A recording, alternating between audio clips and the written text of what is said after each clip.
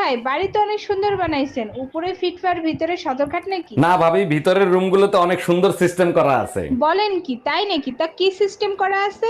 একজন রুমের ভিতরে ঢুকলে লাইট অন হয়ে যায় আর দুইজন ভিতরে ঢুকলে লাইট অফ হয়ে যায়। আসেন আপনারা দেখাই নিয়ে আসি। কে এত সকাল সকাল দরজা নক করতেছে? ভাই আমি বাড়িওয়ালি, ঘর ভাড়া নিতে আসছি, ঘর ভাড়া দেন। আরে ভাবি, কি ঘর ভাড়া দিয়েছেন? সারা রাত শুধু ঈদুন নাচে ঘুমাতে পারি না। 1000 টাকার ঘর ভাড়া ইঁদুর নাচবে না তো কি মা ধরি নাচবে? অরুণ ভাই, শুনলাম আপনার শ্বশুর আপনাকে হেলমেট দিছে কিন্তু গাড়ি দেয় নাই। হ্যাঁ ভাবি, ঠিকই শুনছেন, হেলমেট দিছে, গাড়ি দেয় নাই। আমি তো শুনে অবাক হয়ে গেলাম, হেলমেট দিল কিন্তু গাড়ি কেন দিল না? 6 মাস পরে বুঝলাম, যখন আপনার ভাবি পিছন থেকে বেলুন ছুঁড়ে মারছে। ভাবতেছি ইলেকশন করব। তুমি করবা ইলেকশন? দেশ চালানো এত সহজ? তুমি জানো ভোটার হইতে 18 বছর আর বিয়ে করতে 21 বছর লাগে কেন? এটা তো কখনো ভেবে দেখিনি, কেন বলো তো? কারণ একটা বউ চালানোর থেকে দেশ চালানো অনেক সহজ। এটা ঠিক, পুলিশের লাঠির চেয়ে বেলন অনেক মজবুত।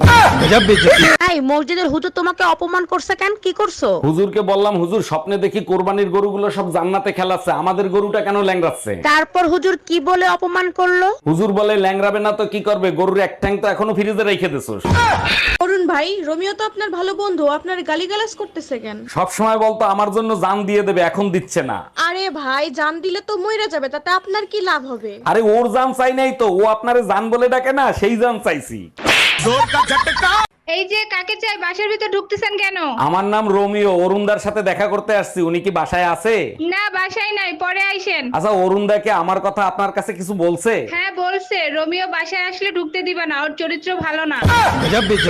ভাবি, শুনলাম এবারও নাকি আপনি ইলেকশন করবেন। দেখেন না রাস্তাঘাট ভাঙ্গা চুরে একাকার হয়ে গেছে, তাই ইলেকশন করতে হবে। আগের বার তো বাড়ি গাড়ি ব্যাংক ব্যালেন্স সব করছেন, এবার কি রাস্তা ঠিক করবেন? আরে না, এইবার হেলিকপ্টার কিনবো, ভাঙ্গা রাস্তায় একদম চলা যায় না।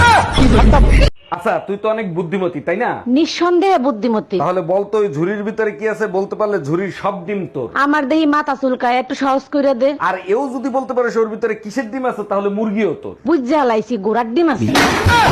তোমরা বউ শাশুড়ি ঝগড়া করবা আর ঝামেলায় পড়বো আমি। আম্মারে কল দাও। আমার ফোন ধরবে না, তোমার ফোন দিয়ে কল দাও। এই নাও, লাউড স্পিকার দেয়া আছে। আম্মা, আপনি আমাকে এইভাবে ভুলে গেলেন, একটা কল দেওয়া জরুরি মনে করলেন না? শোনো বৌমা, তুমিও আমারে ভুলে যাও, আর কোনোদিন কল দিও না।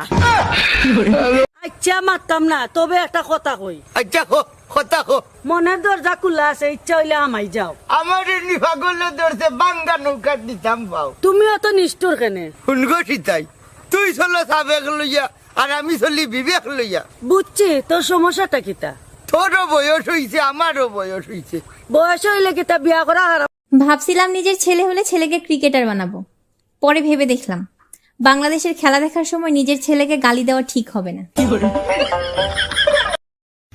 এই যে পুরুষ মানুষগুলো হয় না, সিনেমায় একটা ডায়লগ আছে যে পুরুষরা কখনো ব্যথা পায় না।